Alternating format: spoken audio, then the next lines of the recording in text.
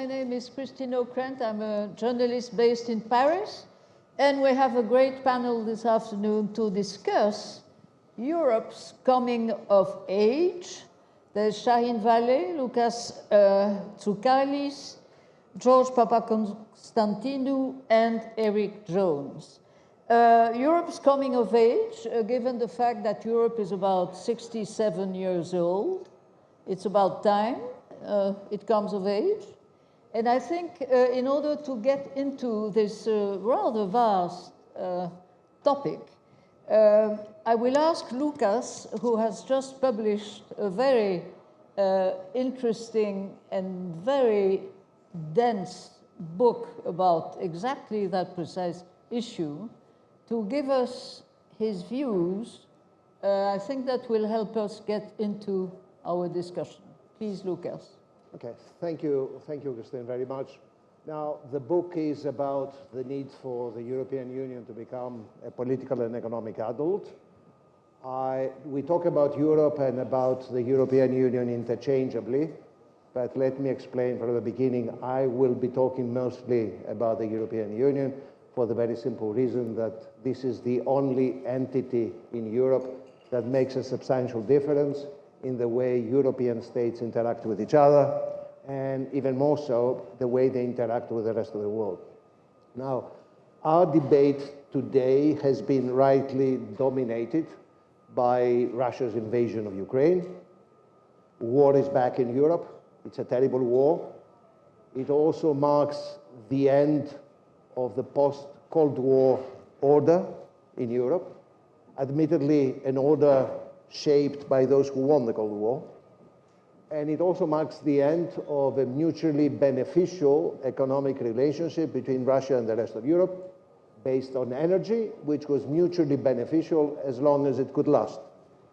Now, all these things have changed, and Europe, the European Union, had to adjust, remarkably so in many ways. I mean, the European Union has proved once again its resilience in times of crisis. It has it has adopted about 10 packages of sanctions against Russia. It has diversified substantially its energy imports and its energy resources. It has given very large aid, both economic and military, to Ukraine.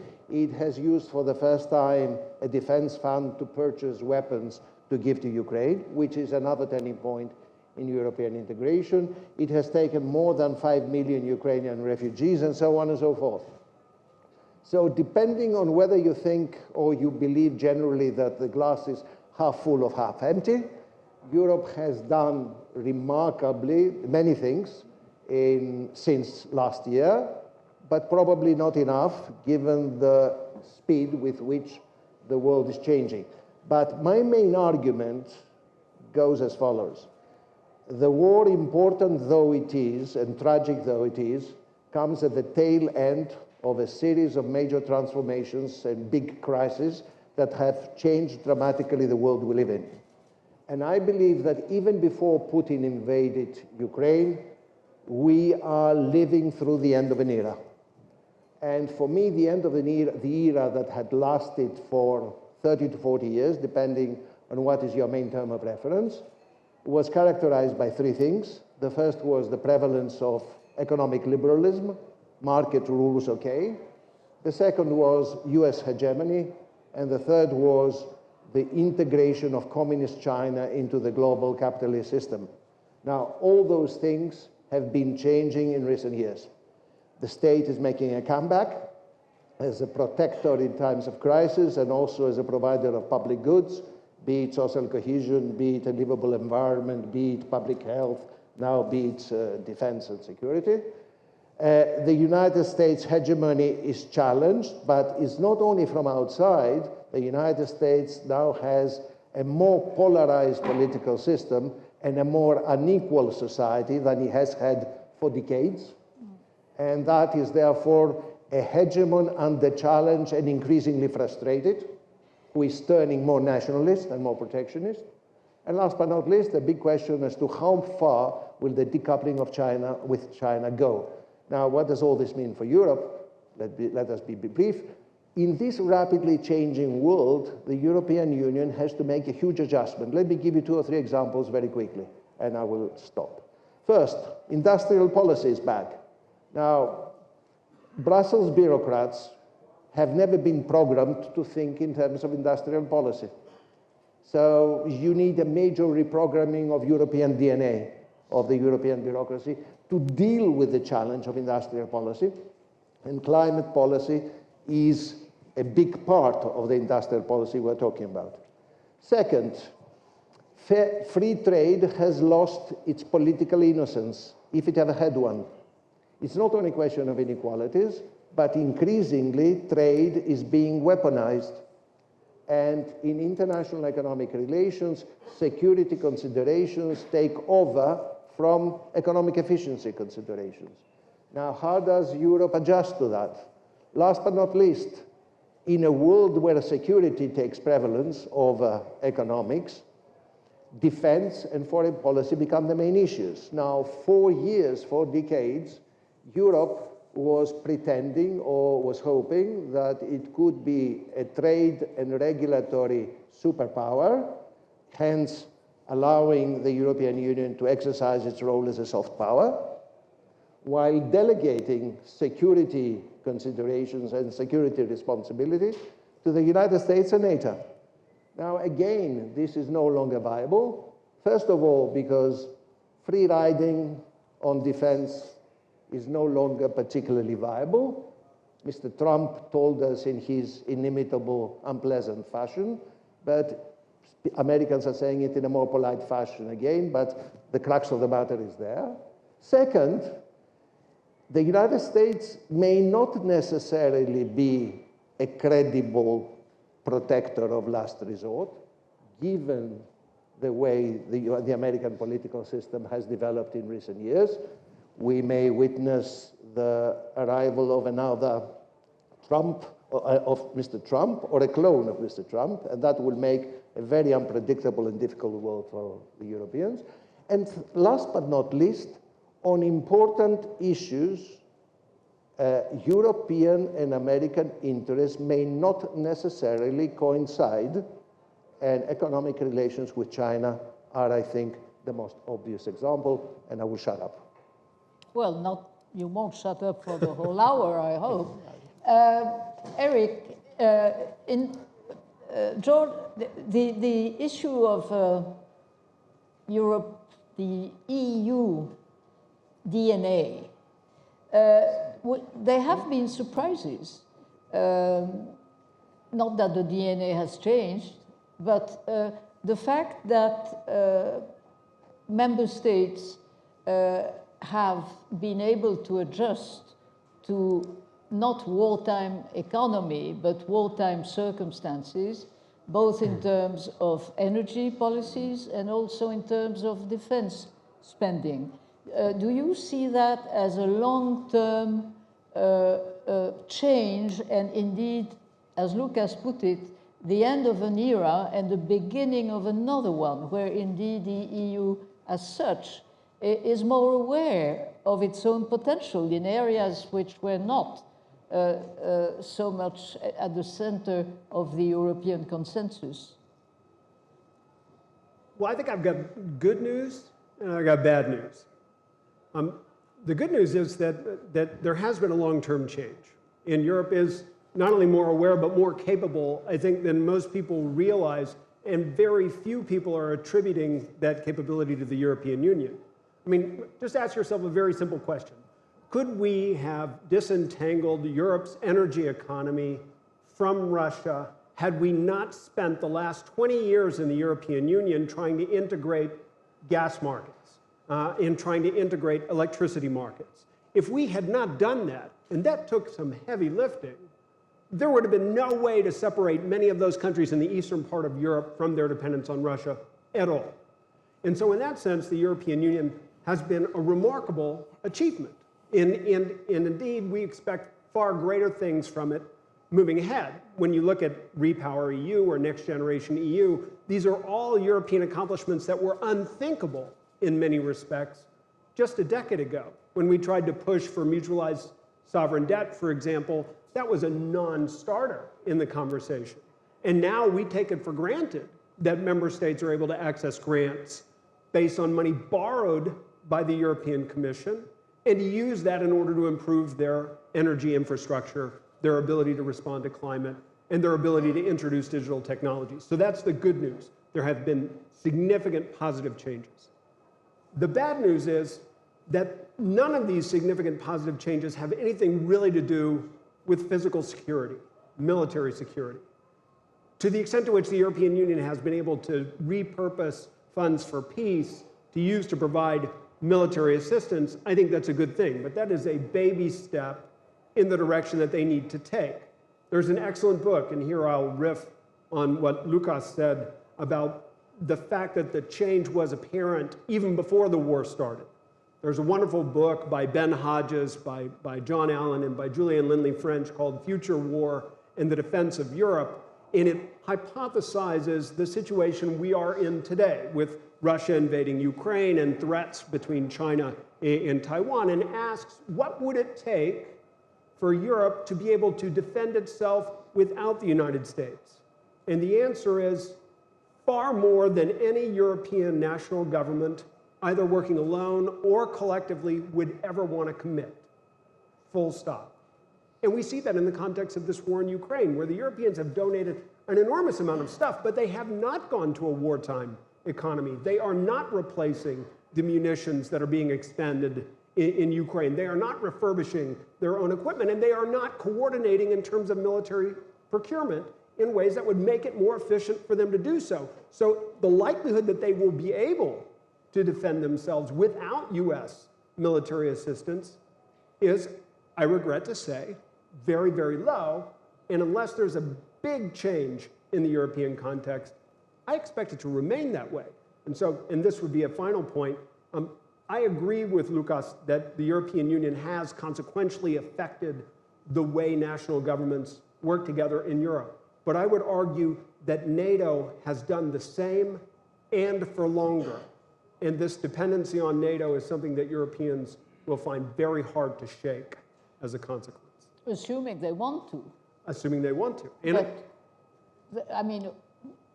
Apparently there is no a leader in the European Union at this stage, even the French, who for all sorts of historical reasons and ideas of their own grandeur, and the fact that they're the only EU nuclear member state, but even the French have reckoned very many times and very firmly that the idea of building up a European defense has to be considered as a way to strengthen NATO and within the NATO framework. But George, if we turn to economic priorities, that is where, of course, what Loukas described as the shortcomings of the European process. Each government has to obey to its own election calendar, to the way our societies in Europe are indeed changed in depth by more populism and more concerns, which democratically elected leaders have obviously to take into account. And that doesn't help in difficult times, such as the current ones. Let me start by saying that Loukas has written a fantastic book, and I wanted to just say it before I make my remarks. And I think it's absolutely required reading for anyone who wants to understand where Europe is today and whether indeed it's coming of age. There should be a stand somewhere, Loukas. Well, there are flyers. There are flyers. Okay. So let me try to address your question, Christine. I think it is very interesting to note. There is an overused Jean Monnet phrase, which is Europe is forged in crisis. We all know it, we've grown up with it. And indeed, if you look at the last 10 years, and you look at the transition from the global financial crisis to the Eurozone crisis and the Greek crisis within the Eurozone crisis to COVID and to Ukraine, with every crisis episode, Europe has pushed forward the boundaries of what it can do. So with the Eurozone crisis, we remembered that we needed a banking union to complete the EMU, the forgotten child, when we created the euro. With COVID, we remembered that health union is an important part which we had left to national governments, and we made some timid steps. I'll talk about the economic aspect of COVID in a moment. And with Ukraine, of course, energy union came to the forefront.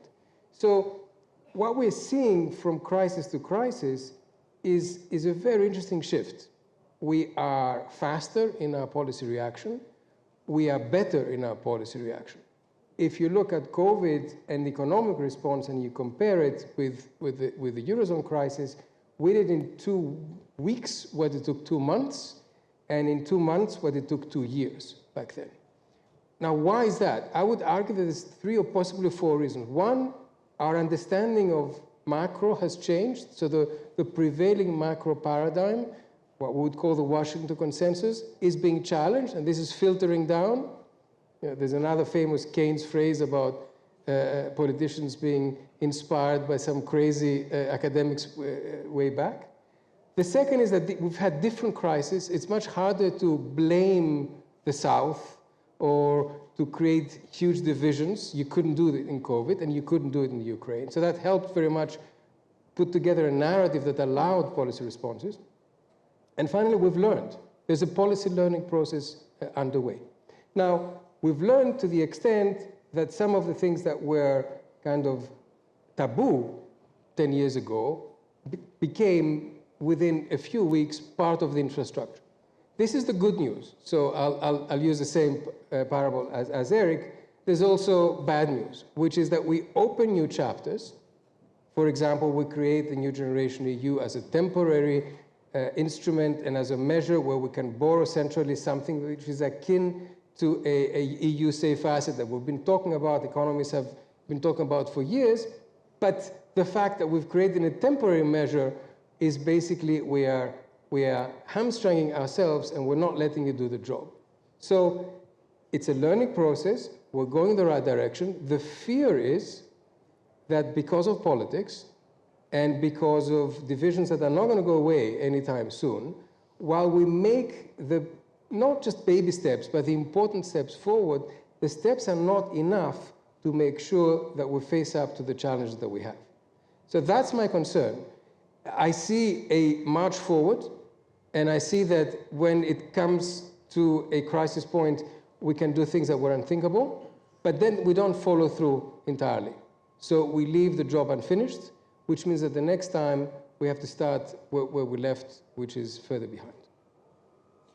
Shahin, for a long time, and to the irritation of many member states, the French-German engine was supposed to actually get the whole European process go forward. Now, it has very much depended on, in fact, on the personal relationship between the Chancellor and the French President. This time around, the chemistry doesn't seem to be as magical as it may have been in the past. And also, obviously, the war has changed the sort of central pillar of the EU, more to the east, and indeed Poland is requesting for a much larger role. So do you see that loss, that weakening of Franco-German influence due also to less understanding between Paris and Berlin? No, absolutely.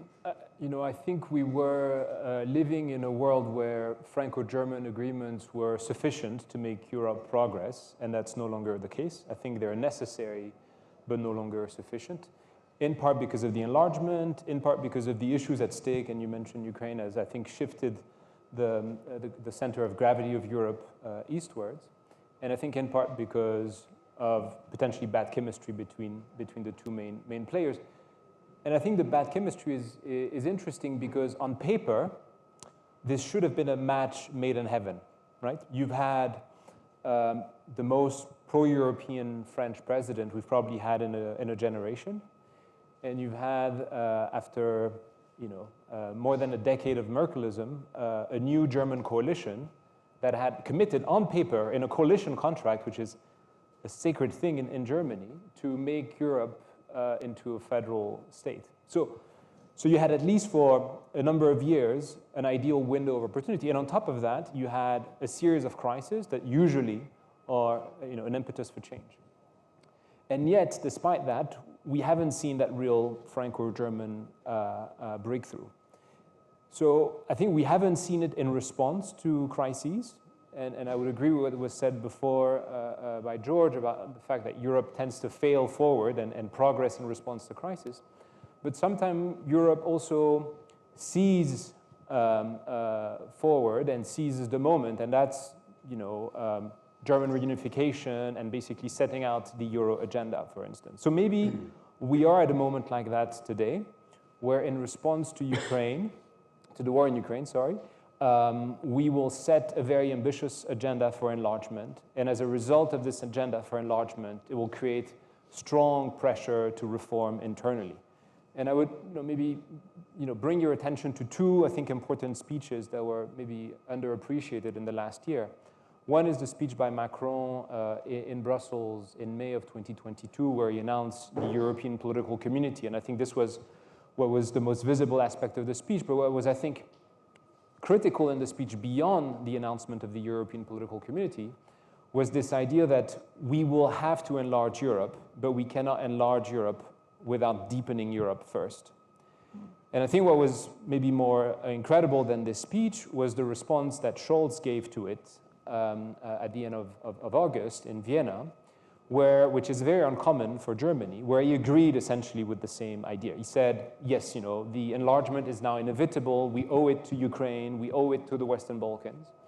But I agree that a Europe of potentially 36 members is an unsustainable Europe with this current governance. And so we need to reform Europe domestically. So I think the real question now is whether the French and the Germans, and I'm lucky enough to be part of the group that the French and the German government have created to work on an institutional reform. I think the big question is whether the French and the Germans can put on the agenda an institutional reform project that convinces not only the majority of member states, but the majority of Europeans, and turn the ambition of enlarging Europe into something that creates the impetus for internal reform. I think that's maybe part of the agenda for the European elections to come, and maybe for the next mandate of the Commission. Loukas, we are indeed, as you describe in your book, in turning times, this new era. But indeed, and Shahin put it very well, it's always the same issue, deepening or enlarging. And enlarging not only in geographical and political terms, but also in terms of areas of common concern where Brussels is actually allowed by member states to be more and more normative, which is indeed a huge power that Europe as such has developed. How do you see that sort of contradiction which Jacques Delors last century described, deepening or enlarging? Well, the first response would be that we've been doing both. If you look over the trajectory of almost 70 years now, we've had huge crises. We had many ups and downs. Yet, what stands out is the continuous expansion in terms of functions and members. Over the long term, it is unmistakable. And expansion in terms of functions and members is, to a very large extent, the result of crisis. And crisis, events that are unexpected. The famous phrase of Harold Macmillan, what is the most important factor in politics? Events, my dear boy, events. Okay. The fall of the Berlin Wall, German unification puts euros in our pockets. We wouldn't have them otherwise. Financial crisis leads to banking union. The pandemic leads to the issuing of common debt. Now, interesting question, will Putin end up being the great unifier of Europe? Unanswered question. Now, we are faced, let me concentrate on enlargement, because I talked about industrial policy. Now, I believe that, again, if we look at previous experience, enlargement has been the most successful foreign policy of the European Union, by bringing countries in, exporting Pax Europea to the rest of the world. But it comes at a price in terms of internal diversification, disunity, and numbers make a huge difference. And we also know, again, not politically correct to say, that enlargement is not a magic potion that cures every disease. Because we know we have members of the European Union where democracy leaves much to be desired, rule of law leaves much to be desired. The European Union is making an effort to deal with these problems, but not always remarkably successfully. So if you think we have problems with existing members, famous phrase of Ronald Reagan, you ain't seen nothing yet if you allow the candidates to come in as they stand today. So I believe that the only answer, because on the one hand, we need to do something about the Western Balkans. We need to do something in the medium term and also immediately about Ukraine. But we know also that we simply cannot take them as full members in the foreseeable future.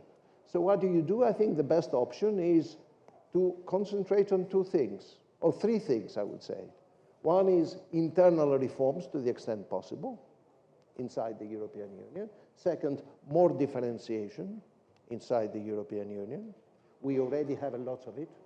I mean, the euro is the best example of differentiation. Schengen is the best example of differentiation, as long as you leave the door open for countries to join later. That's crucial. And the third thing is what we now call phased integration.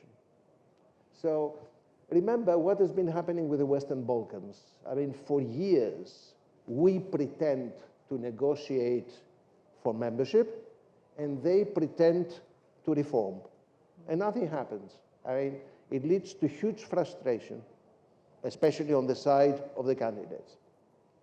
So instead, I mean, let's forget the idea that membership is an all or nothing. Let us agree that membership can come by stages and can make a difference. So one example, you know, if the Serbs or whoever else can reach an agreement on an important chapter, Horizon and Erasmus could be extended fully to the half member of candidate country. And it comes with money, and it comes with semi-institutional membership. If we all know, unless we are hypocritical, that none of these countries can become a full member because they cannot fulfill the criteria, forget the internal problems with the European Union. They cannot fulfill the criteria in the foreseeable future. So we will be opening chapters that we never close. Okay, let us concentrate on some chapters and make a difference, because the amount of money we spent on Bulgaria is a huge multiple of the amount of money that Montenegro or Serbia get. So let's reduce the gap and make the half weighting different from what it has been today. But should it be in the same institutional framework, or is indeed Macron's idea of an European political community a sort of waiting? That's, of course, what the Ukrainians resent, but a sort of waiting room. But it could be the institutional framework which would allow what you describe, which is to say, du cas par cas. You know, if you do this, we can do that. Yeah. But we could not implement that within the actual architecture of the 27 as it is working, more or less working. Well, perhaps we could think of a European political community with more money and some institutions. It doesn't really matter how you call it. And we can find, I mean, European political leaders and bureaucrats have unlimited imagination with terms. So we will find the term. But we want to avoid a situation in which the European political community is only a photo opportunity every year. That's not good enough, okay? I mean, we had the first one. It was useful to have it, but we need to put more substance in it in the months and the years to come. Otherwise, we are going to have a serious problem in the Western Balkans, not to mention Ukraine, I believe. Erik, do you view that there is indeed a shift eastwards of the sort of power centrum of the EU? Has it really gone as far east as Warsaw pretends, and therefore gets more adamant about its own infringement, by the way, on the judiciary and the various other issues, and especially, again, in an election year? Do you see that as a correct analysis, that indeed the centrum of Europe is no longer on the Rhine? It's no longer between Berlin and Paris? So I think it's obvious that the geographic center of Europe is no longer the same. With the historic enlargement in 2004 and 2005, or yeah, 2004, 2007, 2009, Europe has changed. But I think the way we think about enlargement needs to be altered. You know, as scholars, we look at enlargement in terms of the change of geography and in terms of the change in institutions, but we never look at it in terms of the change of membership, what it means to be a member, right? And so think about this, you know, in the old Europe, it was easy to keep countries out, and each country that joined really didn't have that much of an impact on the way the institutions functioned. So it operated a lot like a club, an easy club to keep people out, but when people joined, they got some benefits and it was fine. Now we know from economic theory that the more people you allowed to join a club, the more congested the club becomes and the less attractive it is, right? And in economic theory, you would have an optimal membership that you would strive for. But the European Union doesn't do that. Instead, the European Union finds itself time and again facing situations where it cannot keep member states out. And as it cannot keep these member states out, and as it has to bring them in whole or in part, as it has to share the benefits of the club, it stops being a club in economic theory. It becomes a common resource pool. And the management of a common resource pool is a very different challenge. It involves a lot more self-discipline on the part of each member state not to abuse the institution. And it involves a lot more multilateral surveillance across countries as each member state looks at the other. And this is where the situation with Poland becomes important, because Poland is objecting to that multilateral surveillance, and it's refusing to apply that self-discipline. Hungary is even further out. But let's face it, Germany doesn't want to exercise self-discipline either. And it certainly doesn't want to be subject to multilateral surveillance. So as enlargement has changed the nature of the European Union, it's made it necessary for us to have much more robust common institutions. And whether we can get to those more robust common institutions remains to be seen. And with a treaty change or without a treaty change? Because that's always, Shahin, the main fear of all European politicians. Oh, please, no, let's not get into anything of that sort, because we will never get out of that. So it means strengthening Europe beyond public opinions and trying to maneuver in those areas that George described, and as indeed crises have compelled us to do. But we have done that quite extensively over the last 15 years, right? So we have deepened Europe by way of intergovernmental instruments as a result of the euro crisis. We have used more than 10 times now the Article 122, the emergency article, to create essentially new competences for the EU, whether it be for the COVID fund or for a common purchase of vaccine or for actually what we're doing in the energy field today. So my sense is that it's been a while now, in fact, almost since the entry into force of the Lisbon Treaty, that we have stretched the boundaries of the competences that were enshrined in the Lisbon Treaty. And there is something a bit problematic in doing that too much And the one thing that comes frequently is the German Constitutional Court reminding us that these are not exactly competences that were offered by the Lisbon Treaty and that we're stretching the boundaries of that treaty excessively. So I would argue that we're coming to a point where we should go back to European peoples and tell them that the Europe we want and the Europe we need probably requires treaty reforms. I think the big challenge for us will be whether we do a treaty reform like the previous one, where one or two member states that would not ratify would block the entire process for all, or we do a new form of treaty where it's essentially an opt-in, and we're not blocked by those who don't want to ratify it. Which was the circles, you know. Yeah, and that creates, as a result, sort of a a concentric Europe where those who want to integrate further do so, and those who don't are somewhat left behind. George?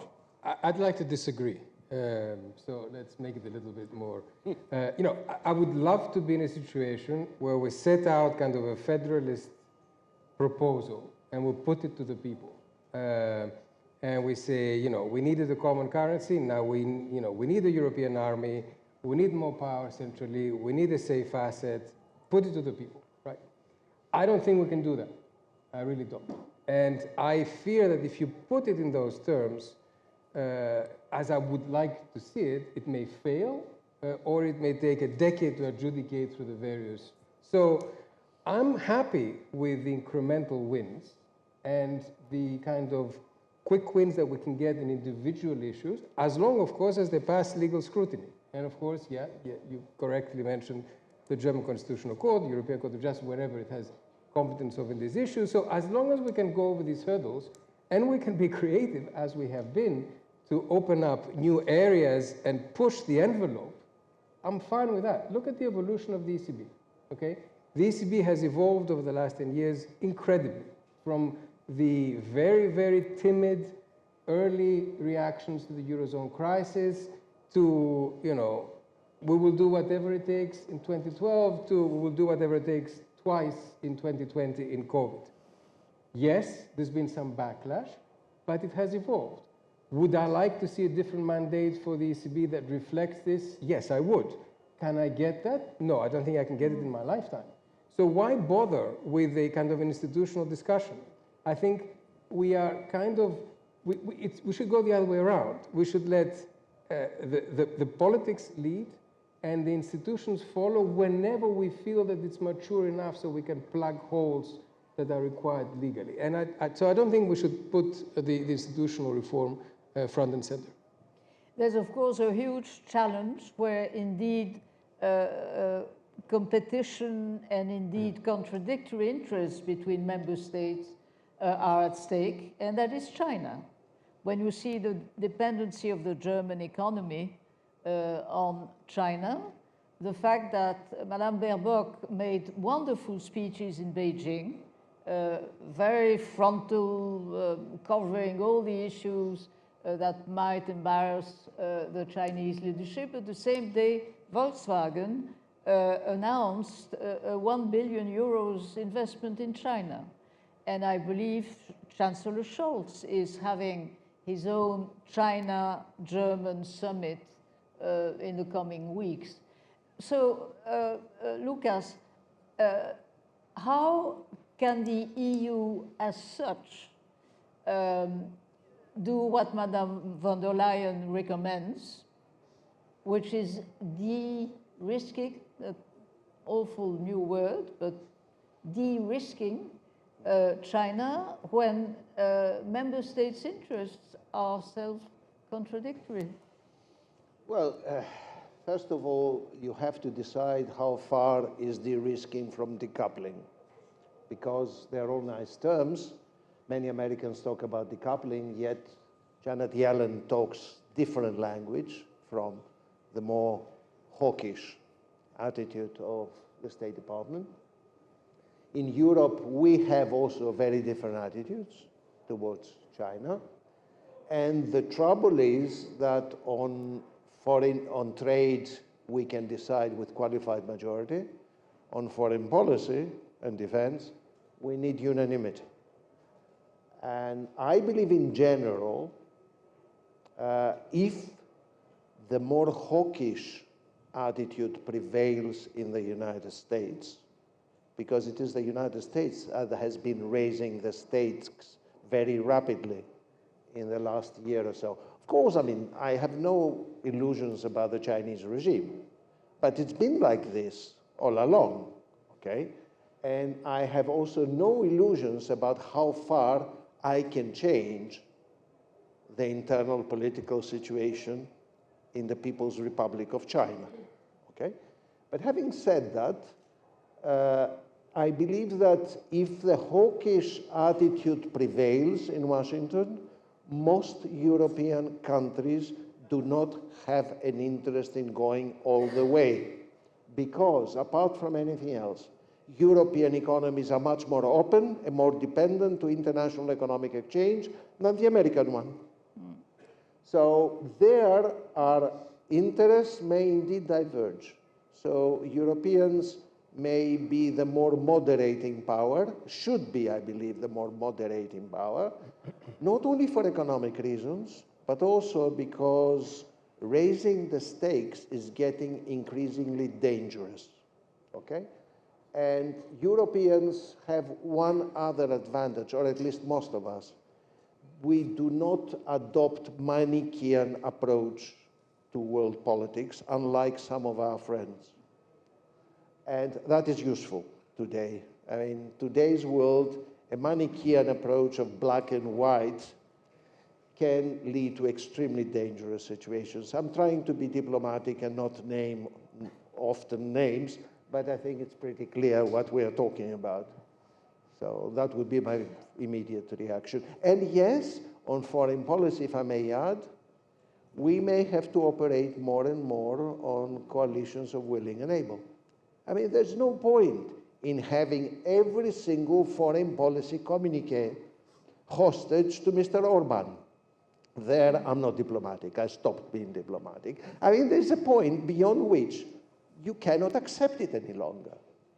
And therefore, foreign policy, I believe European foreign policy, has to rely more and more on coalitions of willing and able if we are not able to change the treaty. So going back to George, if indeed treaty change is politically impossible, let us be more creative about how we handle the straitjacket.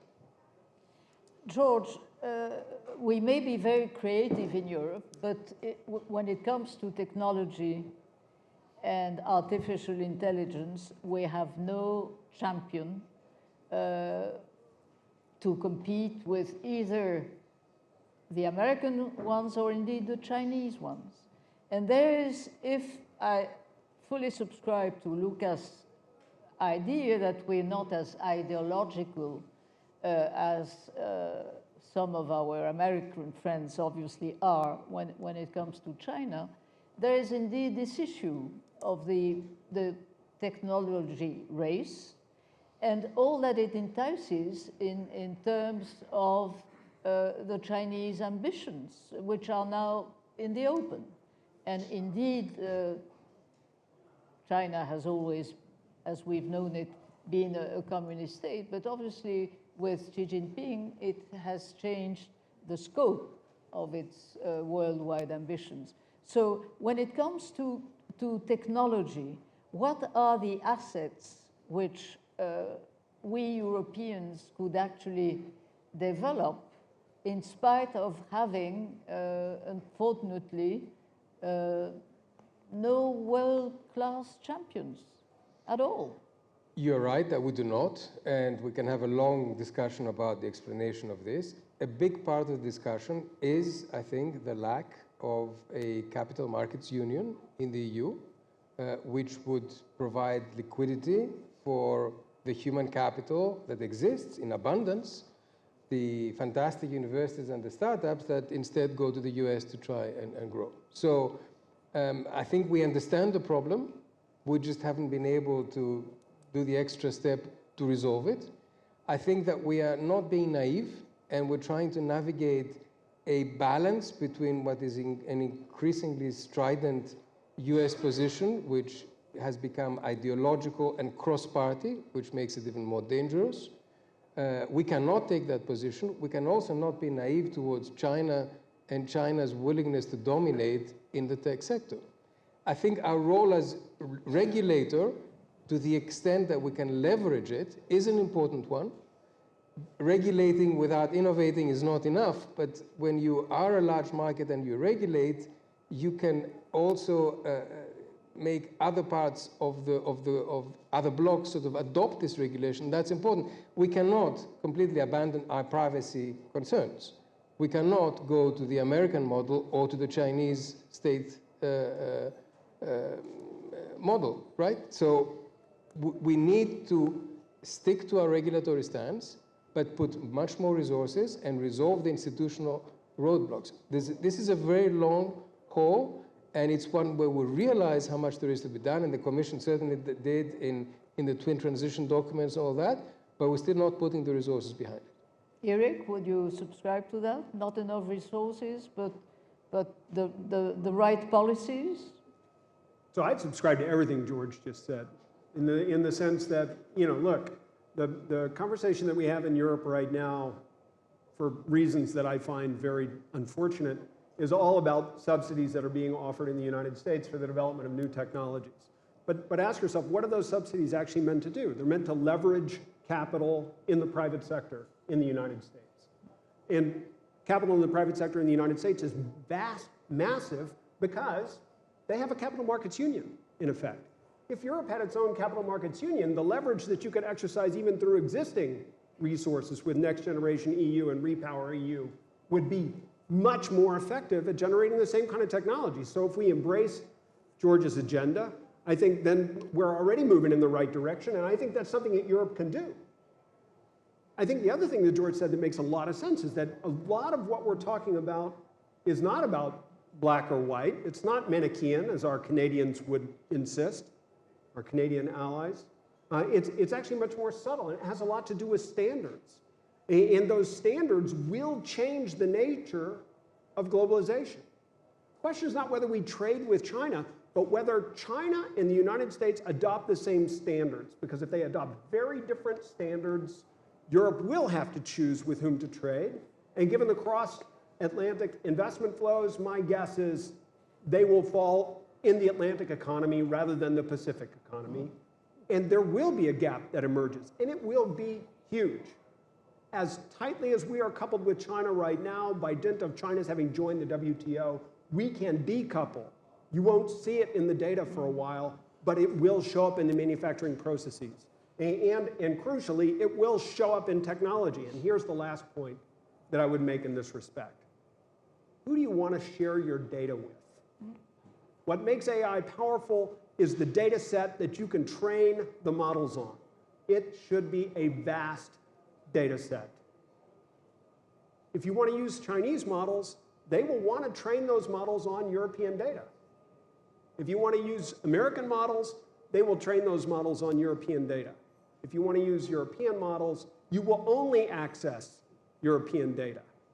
And so then the question becomes, okay, do we have enough data to build the kind of AI that we want only in Europe? And my argument would be no. At the end of the day, Europe is going to choose there as well who to share their data with. And when they do, my hope is that they will choose to share their data with the United States. And I think there are good value-based reasons why that would be the case. And that will create another division, unfortunately, between East and West. But Shahin, it's already the case with TikTok, where suddenly, because of the whole issue in the US, the European Commission, but also some European governments have decided that their civil servants could not use that app on their phone. But data is indeed the new issue. To what extent does the normative power of the EU, and indeed when it comes to protecting personal data, the European model is very much the best one around. And there was even some talk in Washington, D.C. at the beginning of the administration that they would try and implement something of the sort. They haven't gone very far. But Shahin, do you see technology as indeed the area where Europe has to be more inventive than it has been so far? Yes, I think so, and I concur with a lot of what has been said. I would probably play down the role of capital markets union. I think it's an important dimension, and I would play up the importance of our educational system and its global attractiveness. If you look at American universities today and the demographics of the students there, especially in PhD in engineering and in science, it's basically a global talent pool. If you look at the same thing in France or in Germany or in Greece, I suppose, it will be largely a domestic student base. And I think that's a huge problem. So basically, the source of innovation in the US, encouraged by the quality of American university, is also deeply rooted in the US's ability to attract global talent and deeply rooted in its own migration policy. So I think I would say something about how, in my mind, to push back on capital markets union, if we had a more intelligent migration policy in the first place, I think that would take us a long way insofar as innovation. And if you allow me, I'd like to react quickly on China and what Loukas has said. I think the ambition of the Europeans to stand proud and independent in the world, in a multipolar world, is absolutely understandable and should be our ambition. But I think it is somewhat inconsistent with, I think, something that Erik has described very well, which is our incapacity of committing defense resources to achieve our own security.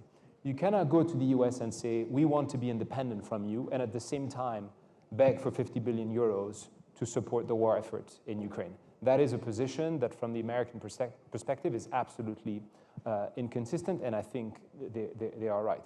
And if I go back to what we have achieved in the last year, you could have thought, and I think there was this feeling in Paris, on February 26, when Chancellor Scholz gave this big Zeitenwende speech and committed to spend 100 billion in defense, you could have thought that this would be the moment where Europe, on the back of this speech and on the back of speeches made many years before by Macron, there would have been a real élan to build up that European defense. And what has happened a year later? Not very much, right? Germany has basically used a large part of these resources to commit to buy F-35 jets, buy helicopters from the US, buy more weaponry from the US, and has, quite strangely, established the architecture of a defense shield on the basis of Israeli and American technology with a coalition of 15 countries that, ironically enough, excludes France and Southern Europe.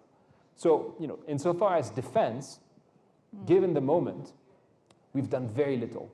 And clearly, in my mind, not enough to be able to go to China and say, we want to be standing next to you in a multipolar world order where Europe, China, and the US can basically organize the world system. We're coming almost to the end of our conversation. So let me ask each of you, we're in Delphi, after all. So if we could ask the PT, what would be your wish for Europe? And the PT, I think, used to have long-term views or long-term visions of what would happen to the pilgrims. So, Erik, let me start with you.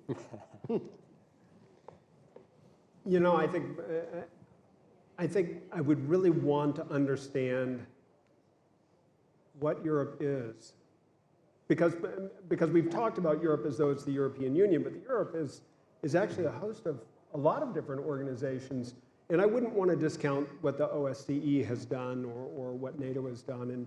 And yet I'm not sure how to bring all of these institutions together in a common identity. And so I would ask that question. George? She never used to give straight answers, right? She was always equivocating. That's part of the whole thing. Well, yes, but that's what, our conversations are all about. Lots of smoke. And with lots of smoke, after having consumed various things. But smoke can help in some occasions. So okay, if let me be a little bit sort of, I'm not going to give you a Christmas list, but I will tell you this. back in 2017-18, we were talking a lot of a grand bargain, because it's clear that different countries have different priorities. And somehow for Germany to give up some of its excessive, being polite here, kind of sticking to certain fiscal issues, France being able to give up some of its exclusivity on defense. You know, you needed to find a common space where there was a grand bargain, where everyone gave a little bit, and you ended up something, again, without treaty change, but a political agreement to move forward. So I'd like to find ourselves in a political moment where we can push forward such an agreement. And I don't see it, given the current configuration in the big countries, in terms of a French president embattled in a second term, a German chancellor who has not risen to the occasion, and an Italian government which is very ambivalent. Probably better than we thought, but with still not the right instincts on Europe. So on that sense, I can't see it happening anytime soon. Shahin, to the PT, in 2 words. I think the PT will tell us to go quickly, because the window of opportunity for action is narrow. We have German elections in 25. We have French elections that are potentially terrifying in 2027. So I think the PT would tell us, jump ahead. George, last word. Loukas. Loukas, sorry. Well, I would agree with Shahin. I think she would tell us that we have to move faster, because Europe is changing, but the world is changing faster than we are. And unless we do, the next few years we'll be seeing the gradual marginalization of Europe and our growing incapacity to defend our interests and values. So I would expect her to come with a plea and a warning of what will happen if we fail to do that. And encouragements to the rather optimistic conclusion of your own book? Well, my book, if I had written it as an academic, I would have 3 question marks at the end. Europe's coming of age, question mark, question mark, question mark. Because it's also a call to arms, and it is a political message, it has no question mark. Good. Question marks in a title never work, anyway. So thank you very much to you all, and good afternoon in Delphi.